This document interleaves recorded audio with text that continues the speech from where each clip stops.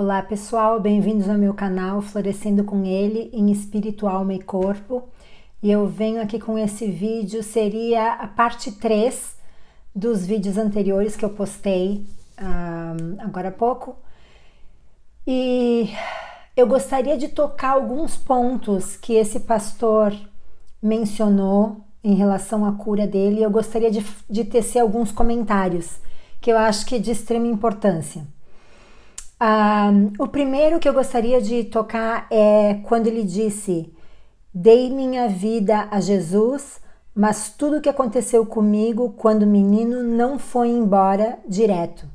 E isso é uma coisa que muita gente se pergunta, mas o sacrifício de Jesus na cruz, ele não foi suficiente para nos perdoar e para nos curar de todas as nossas enfermidades emocionais, físicas, psíquicas, etc.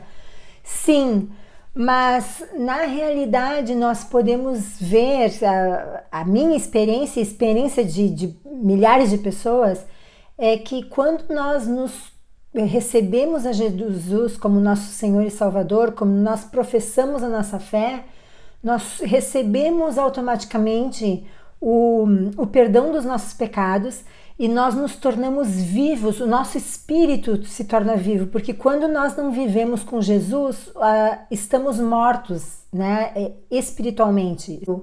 O salário do pecado é a morte, né, dizem Romanos.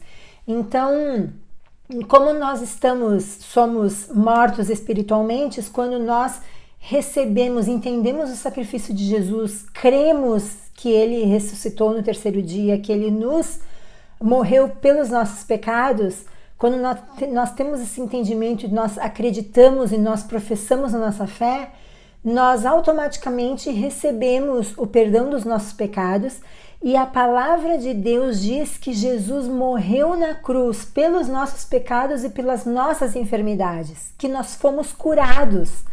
Só que existe uma diferença entre as coisas quando Deus nos dá, é um pouco difícil de explicar, mas o tempo de Deus ele é diferente do nosso. No tempo de Deus, nós já temos essa cura, só que ainda no nosso tempo a cura não aconteceu.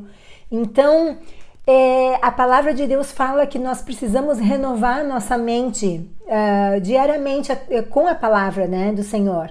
Então, e os nossos traumas, eles trazem feridas na nossa alma que nós precisamos curar, nós precisamos nos santificar diariamente. E essa cura, ela é recebida, ela é ministrada na nossa vida dia após dia. Não é uma coisa que aceitou Jesus, nós estamos curados de tudo. Não acontece assim.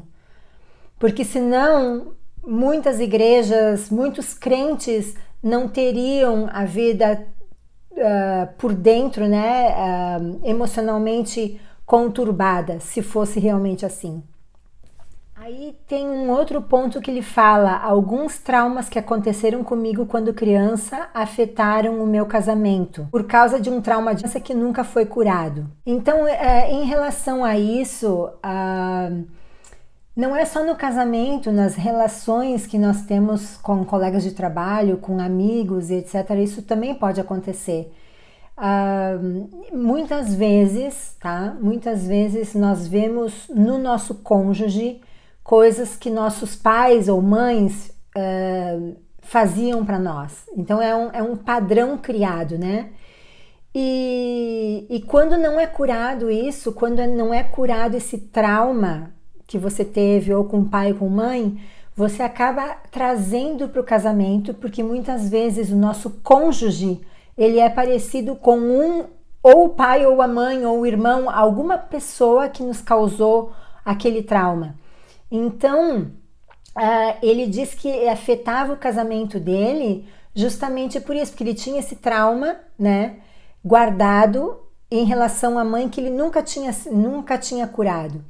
E nós vemos também no vídeo que ele fala de um momento que quando ele tinha 3 anos de idade, a mãe bateu a tampa da panela e disse: eu dei o teu nome o meu pai tinha o seu nome, que ele tinha sido assassinado. E muitas vezes a gente age no impulso, por quê? Porque a gente não foi curada, aquela ferida não foi curada. Então é como se a gente tocasse numa ferida aberta. Quando tu toca numa ferida aberta, tu tem aquela explosão, um momento de ira, um momento de bater alguma coisa. E isso é um sinal de que existe algo que você precisa trabalhar, que você precisa ser curado. E muitos conflitos matrimoniais, eles acarretam justamente por causa disso, porque alguma situação, alguma coisa, ela é como se é um gatilho, né? É um botão que é apertado e tu, opa, peraí. E até por um lado eu vejo algo bom, porque pelo menos tu tem um sinal de que, epa, alguma coisa tem e eu preciso investigar o que é, eu preciso trabalhar nisso, porque é como se te desse um sinal dizendo que você precisa resolver essa questão. Outra coisa que eu acho interessante que ele falou, que ele começou quando ele aceitou Jesus. Ele começou a pregar e logo estava pregando em grandes locais quando ele tinha 20, 21 anos. E ele tinha muito sucesso naquilo que Deus chamou ele para fazer, mas mesmo assim ele sentia insegurança, muitas vezes instabilidade emocional. E ele disse que às vezes a gente olha para alguém e a gente diz, nossa, essa pessoa é perfeita, né? Tem tudo resolvido, todos os problemas resolvidos, e na verdade a gente não sabe como a pessoa está por dentro, né? O que ela realmente sente. Então, assim, muitas vezes por fora tu vê algo, mas por dentro a pessoa está se corroendo, né? Passando realmente turbulência. E não é só você ter sucesso na tua carreira ou ter sucesso, sei lá, em alguma área da tua vida que significa que tu tá completamente curado. Porque existem algumas áreas que sempre fica para a gente trabalhar. Uma parte aqui interessante que ele diz assim, ele disse que o psicólogo dele tinha dito que ele queria que ele falasse sobre o abuso que ele tinha sofrido dos 3 anos aos 10 anos de idade. E que ele tinha empurrado algumas memórias profundamente. Então, muitas vezes a gente bota uma pedra em cima de um buraco, né? E não cura aquilo. Mas quando a gente vai tirar a pedra, a gente vai ver que tá cheio de bicho, né? Tá um caos. E muitas vezes a gente faz isso. Isso já aconteceu comigo em uma situação que uma vez uma amiga me perguntou em relação a algo e eu comecei a contar para ela e ali eu pude ver quanta mágoa, quanto ressentimento eu tinha, que eu precisava tratar aquilo, sabe? Era uma situação específica. Então, muitas vezes a gente não quer falar, a gente esconde, a gente acha que tá, né? Vamos deixar quieto isso. Mas na realidade, quando tu vai ver, é uma comédia abelha, né? Porque quando tu tocar naquilo ali, aquilo ali vai explodir e não vai ser legal o resultado. E ele mesmo fala da mãe, ela não falava sobre isso há 63 anos. Então, assim, a mãe ficou durante 63 anos sem falar com ninguém, absolutamente com ninguém, em relação ao assassinato do pai, porque aquilo era uma dor muito profunda para ela e ela achou que para resolver o problema ela tinha que abafar e não falar. E na realidade é o contrário, né? Nós precisamos botar para fora, mas como eram tempos, imagina, vamos pensar aí, sei lá, 80, 90 anos, isso antes não existia, como nós temos a oportunidade de ter vídeos no YouTube, psicólogos, conselheiros, né? Temos mais acesso a isso para trabalhar do que as gerações de antes. Então, ela sofreu calada durante 63 anos, imagina. E ele fala ali que quando a mãe dele teve esses 18 dias depois do derrame, que ela meio que perdeu memória de algumas coisas, e que ela conseguia conversar abertamente da infância, que ela conseguia conversar, que ela não se sentia amada e que ela tinha abusado dele pedindo perdão, ele viu naqueles 18 dias que eles tiveram uma relação excelente, que eles puderam conversar, como a mãe dele podia ter tido uma vida diferente se ela tivesse tido a chance de ter essa ajuda, se ela tivesse tido a chance de encontrar um profissional que pudesse lhe ajudar, né? E ele disse que ele viu que a mãe dele podia ter tido uma vida completamente diferente, a vida que Jesus quer para nós, uma vida abundante, que nós vivemos uma vida curada, uma vida liberta, mas nós precisamos buscar ajuda, nós precisamos buscar a ministração do Senhor, nós precisamos buscar a cura no Senhor, né? E claro, com a ajuda de profissionais também. Outro ponto que eu achei interessante aqui, ele fala, minha mãe sabia que ela não era desejada, desta forma minha mãe não sabia como se relacionar comigo e nem com minha irmã. Então aqui, como a mãe dele não era desejada, não era amada pela própria mãe, ela se sentia rejeitada, ela não soube dar diferente para o filho nem para a filha isso. Então tu vê um trauma que veio lá da avó dele, passou para a mãe e aí acabou chegando nele. E por ele ter o nome, o nome dele ser o mesmo nome do pai dela que tinha sido assassinado, e também por ela não receber esse amor da mãe, ela não conseguia lidar com isso, ela não conseguia trabalhar isso e ela abusava dele verbalmente e fisicamente, a mãe, né? Então assim, tu vê a importância da cura, porque tu pode parar um processo de tanta desgraça por aí, né? Tantas famílias que passam por isso, que passam violência doméstica. Gente, a solução hoje em dia, né? As feministas falam que tem que acabar o feminismo, né? Que é acabar com o patriarcado, né? Porque são os abusadores. Mas essa não é a solução dos nossos problemas, porque nós estamos com isso criando um outro problema completamente diferente e mais perigoso ainda. Porque Deus fez a família e ele constituiu a família, o pai e a mãe, porque cada um tem um papel importantíssimo na criação dos filhos. Um pai, a figura de um pai, um homem, e a figura de mãe, uma mulher, cada um tem a sua função extremamente importante, porque Deus fez assim, Deus designou assim. Só que não porque as pessoas sofrem traumas e têm problemas e acontece que a gente tem que, então a gente tem que apagar da história o pai da família. Não. Nós precisamos curar os nossos traumas, nós precisamos curar aquilo que nos causou essa ferida e aquilo que está propagando essa violência nos nossos filhos, nos nossos sobrinhos, nos nossos, né, as pessoas que vêm depois de nós. Então, essa é a solução, é trabalhar o problema e não criar um outro problema pior ainda para causar um caos na sociedade, né? Que é o que está acontecendo hoje em dia. Um ponto bastante interessante que ele fala aqui, ele diz assim, mas porque meu nome era Robert e recebi o nome do pai dela, que tinha sido assassinado, ela sentia como se que o único que a amava, que era o pai, a tivesse deixado quando ele morreu.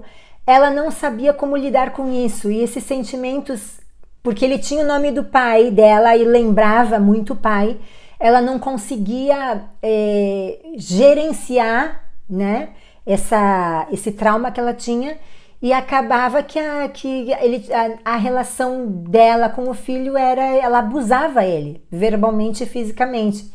Justamente por isso, porque se tu não cura um trauma, tu vai passar para a próxima geração, que são os teus filhos. Então nós precisamos quebrar esse ciclo. Ele fala aqui assim, que interessante, que ele ficou perguntando ao Senhor onde está a raiz dessa rejeição na minha vida. Eu espero que todos me rejeitem e por isso rejeito as pessoas antes que elas possam me rejeitar. Então assim, através dessa raiz de rejeição da mãe em relação a ele criou um mecanismo de defesa, né? Então assim, como ele já sabia inconscientemente Quer dizer, ele imaginava que as pessoas iriam rejeitá-lo, então antes das pessoas rejeitarem, ele já rejeitava as pessoas, né? Era um mecanismo de defesa dele. E na realidade muitos podem dizer, mas isso é uma proteção minha. Sim, é um mecanismo de proteção que você criou, mas não precisa ser assim. Você precisa curar essa raiz de rejeição e ser abertos, porque você vai ter relacionamentos, vão ter pessoas que vão te rejeitar. Olha, Jesus, que foi Jesus, foi rejeitado por milhares de pessoas. Quem somos nós para dizer, não, eu não quero ser rejeitado? De qualquer forma, você será rejeitado. Então, o que tu precisa fazer? Tratar essa raiz de rejeição, curar essa raiz de rejeição, porque quando a rejeição acontecer no futuro, isso não vai te causar, não vai te machucar de forma nenhuma, porque não está mais lá o problema, sabe? Não vai tocar numa ferida tua e tu vai explodir. Não, porque tu já foi curado, tu já passou daquilo. E tu até vai ver que a pessoa que está te rejeitando é que tem problema e não você. Ele fala assim, muito interessante. Então, durante aquela época da minha vida, quando eu era criança, porque minha mãe não sabia como se relacionar com a mãe dela, consequentemente ela não sabia como se relacionar com os filhos. E por causa do nome dele, ser o nome do pai dela, houve muitos abusos naquela época e havia muita raiva. Então, tu vê como tudo acarreta, né? Ela não conseguia, como ela não teve esse relacionamento com a mãe, consequentemente ela não tinha esse relacionamento com os filhos e aquilo se transformou em abuso, né? Na vida dele. Uma coisa aqui muito valiosa que ele disse assim, o psicólogo disse para ele assim, eu quero que você me conte sobre o abuso que você recebeu da sua mãe. E aqui é interessante, foi apenas uma palavra de conhecimento que o Espírito Santo deu ao psicólogo. O Senhor, ele revela para nós. Muitas vezes a gente apaga da nossa memória inconscientemente, é uma forma de proteção. O nosso subconsciente, ele apaga da nossa memória, como aconteceu com esse pastor, né? Ele não lembrava o que tinha acontecido dos 3 aos 10 anos, porque é um mecanismo de proteção. Mas o Senhor é tão maravilhoso que ele faz com que a gente... E tu vê, o psicólogo teve essa revelação do Senhor, dizendo, olha, pergunta para ele do trauma de 3 a 10 anos, né? Porque ali, quando ele fosse falar daquele trauma, quando ele fosse lembrar daquele trauma, aí ele ia ser curado, né? A nossa cura está em ver o problema e não esconder o problema. E o Senhor, ele vai te mostrar o que você precisa saber, ele vai te mostrar quais são as situações, qual foi a situação que te causou esse dano. Aqui ele fala, né, dos 18 dias que ele teve com a mãe dele e ela me pediu o meu perdão. Então ela disse, eu sei que eu te abusei e eu sei que eu não te amava, não conseguia te amar, mas ela pediu perdão. E o perdão é a base da cura, da nossa cura emocional. Eu falo isso em outros vídeos, né? Tem o perdão passo a passo. O Senhor vai revelar, ou senão você já sabe quem te causou dano e é importante você perdoar essa pessoa. A falta de perdão, eu vejo assim... Primeiro que o perdão não tem nada a ver com a outra pessoa. A outra pessoa nem sabe se tu perdoou ou se tu não perdoou. Então, assim, não quer dizer que se tu perdoa essa pessoa, tu tem que voltar a ter relacionamento com essa pessoa ou ver essa... Não necessariamente. Porque o perdão tem as 2 fases, né? Tem o perdão e tem a reconciliação. Então, assim, se tu não quiser te reconciliar, se tu não quiser ter relacionamento com a pessoa, tu não precisa. Mas eu vejo o perdão assim como se fosse no mundo espiritual, se tu não perdoar, tu fica toda amarrada, toda acorrentada espiritualmente. As bênçãos não chegam para ti, a tua vida fica amarrada, a tua vida, ou em alguma área, a tua vida vai ficar amarrada pela falta de perdão. Por isso que é um mandamento do Senhor, que nós precisamos perdoar. Tem uma passagem que diz que se nós não perdoarmos aqueles que nos feriram, Deus não nos vai perdoar. Olha só que peso essa palavra tem. Então quer dizer, se você não liberar perdão para aqueles que te feriram, tu não vai receber o perdão de Deus. Isso é tremendo, gente, é tremendo, porque você fica amarrado, acorrentado espiritualmente. Tua vida não anda. Pode andar em alguma área, mas vai te atrapalhar em muitas coisas. Em muitas coisas. Então, assim, o perdão é a base da cura emocional. É super importante. E a pessoa, tu não precisa chegar para a pessoa, eu te perdoo, isso nem se faz. Tu faz tu mesmo, né? Perante o Senhor, Senhor, eu perdoo tal pessoa. Tu pode fazer o passo a passo como eu ensinei no vídeo, ou simplesmente falar para Deus e pronto. E era isso. Ele fala que eu sei o que é fazer o seu melhor, tentar viver para Deus, mas ao mesmo tempo você está passando pelo inferno por dentro. E eu creio, eu sei que tem muitas pessoas, muitos cristãos que entregaram sua vida a Jesus, que vivem uma vida em santidade, mas que têm a vida por dentro extremadamente atormentada, extremamente corroída. E a gente não entende o porquê, né?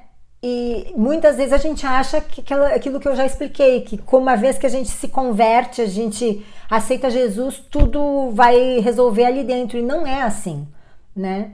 Então, assim, muitas vezes a gente está vivendo para Deus, a gente está servindo ao Senhor, mas a gente está quebrado, esmagado por dentro. E nós precisamos ver isso e trabalhar isso, vai te trazer tremenda liberdade. Lembre que o Senhor veio para nos dar uma vida abundante. O que é uma vida abundante? É uma vida próspera em todos os sentidos, né? Quando a gente fala em prosperidade, a gente fala em prosperidade financeira, muitas pessoas, mas prosperidade é ter uma alma livre, é viver em liberdade com o Senhor, né? Tem uma parte que eu acho muito interessante, que é quando ele fala que a mãe tinha um trauma, né? Lembra que ela aceitou Jesus quando ela era jovem, né? Na escola, porque todo mundo tinha aceitado, mas ela só foi se dar conta com 50 anos de idade que ela achava que ela não estava salva.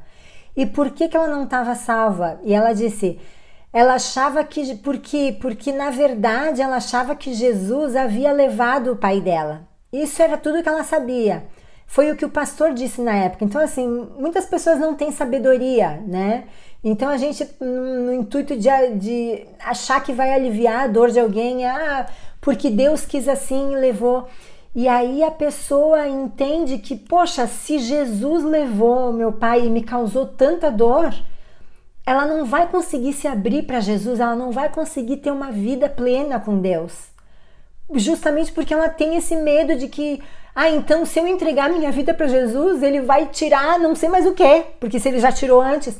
Só que na realidade o que o pastor disse, na verdade não foi Jesus que levou o pai.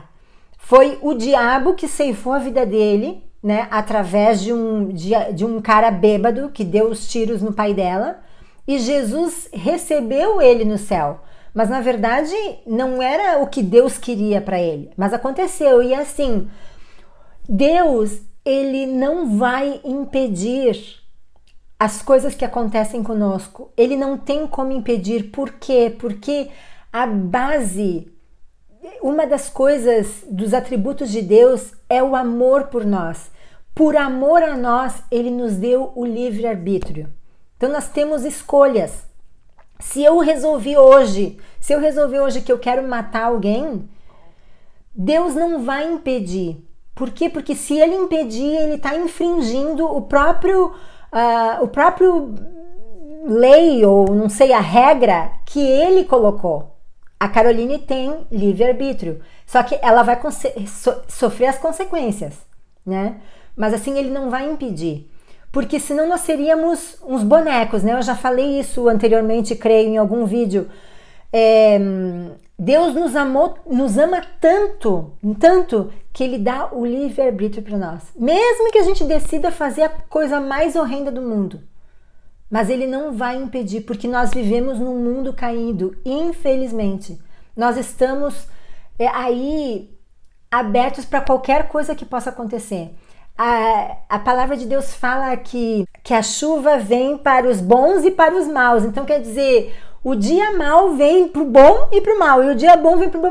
Então assim, ele não vai impedir que alguém faça alguma coisa, né? Eu creio assim, que quando nós estamos por debaixo da proteção do Senhor, muitas vezes ele nos livra de muitas coisas. Eu, pelo menos, na minha vida, sei de vários livramentos que Deus me deu, mas assim, a maioria, falando grandemente, ele não impede as coisas pelo fato do livre-arbítrio, entende? E assim, nós precisamos analisar a nossa vida e por que às vezes a gente não consegue ter um relacionamento com Deus? Por que às vezes a gente não consegue entregar o controle da nossa vida a Deus, né? Até ele fala, né, mais adiante que é bom a gente, muitas vezes a gente diz, ai Senhor, eu me entrego a minha vida a Ti, o Senhor é o Senhor da minha vida, só que muitas vezes nós não damos o controle total a Deus, porque de repente aconteceu algo que a gente, inconscientemente, a gente culpa a Deus por não ter recebido ou por não ter acontecido, e a gente não confia que Ele está fazendo o melhor por nós, né? Então, assim, e como a gente sofreu alguma coisa e através disso a gente se sentiu controlado, porque a gente não pôde gritar, a gente não pôde lutar, então a gente se sentiu controlado, a gente quer assumir o controle da nossa vida, da nossa situação. E a cura, ela é importante quando nós damos o controle das nossas vidas, a gente abre o nosso coração para Jesus e diga, Senhor, vem, controla a vida, a minha vida, o Senhor, né? Porque Ele sabe qual é o melhor para nós. Ele sabe de todas as coisas.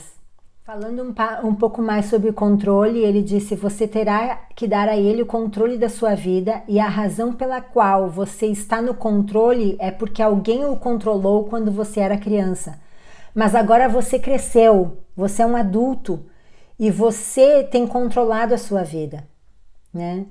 E muitas vezes a gente está tão cansado de administrar a própria vida, de controlar a própria vida, a gente está tão cansado de ter medo das coisas, de não avançar, que a gente precisa abrir o coração e dizer, Senhor, toma o controle, porque o Senhor sabe o melhor para mim, ao invés de eu querer controlar tudo.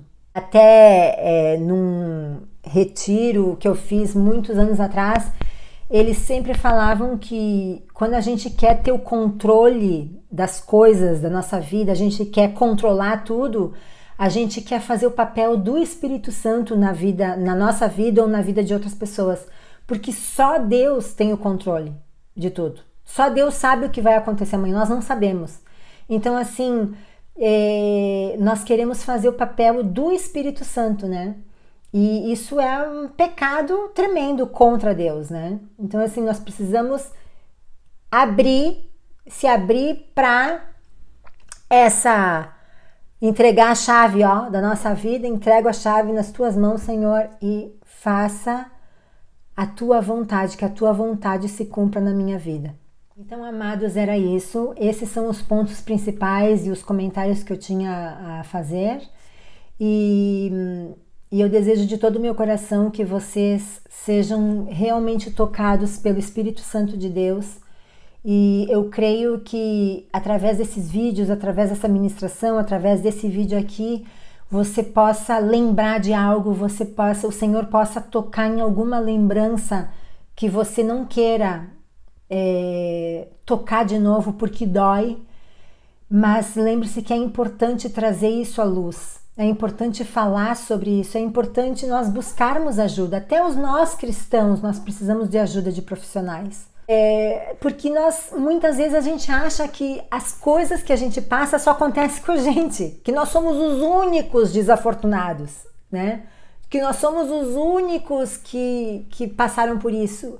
E quando a gente se abre, quando a gente encontra uma pessoa de confiança, é importante nós encontrarmos alguém de confiança, alguém que não vai passar essas informações para outras pessoas, o que também é muito difícil hoje em dia, Por isso que eu acredito que ter um profissional, um conselheiro, alguém que possa lhe ajudar. Então, amados, eu tenho um convite para você. Se dê isso de presente. Nós estamos terminando aí o ano de 2023, vem um ano novo aí, 2024. Se dê isso de presente em 2024. Busque cura dos seus traumas. Busque o Senhor. Busque revelação de Deus, o que é que está te causando isso. Ouça a oração, né, que é a parte 2, o vídeo anterior. Deixa o Senhor ministrar no seu coração. E não fuja das dores, porque você talvez vai ser a última vez que você vai revisitar essas situações que aconteceram na sua vida. E você vai ser realmente liberto, né, dessas amarras, daquilo que está te prendendo. E a tua vida vai fluir em todas as áreas, porque elas são todas interligadas, né? Então, e eu peço também que vocês compartilhem esse vídeo. O Senhor realmente falou no meu coração que Ele queria abençoar as pessoas com tudo isso que eu compartilhei hoje na parte 1, parte 2, parte 3. O Senhor realmente tocou de fazer esse vídeo e como eu comentei na parte 1, eu até ia deixar para amanhã ou para depois, mas eu tava tão assim na unção, tô sentindo tanto assim o Espírito Santo falar comigo e transmitindo a mensagem para vocês, que eu disse, não, Senhor, eu vou fazer hoje. E olha, aqui já são, sei lá, 9 horas da noite agora. Geralmente eu faço os vídeos durante o dia, mas eu tô aqui porque eu realmente senti de Deus de compartilhar isso com vocês, porque eu creio que hoje a tua vida vai mudar. Amém? Então compartilhe esse vídeo, compartilhe com os seus familiares, compartilhe com as pessoas que você sabe que precisam de cura nessa área, que precisam de cura emocional, que estão vivendo uma vida sem propósito de vocês, e nos vemos no próximo vídeo.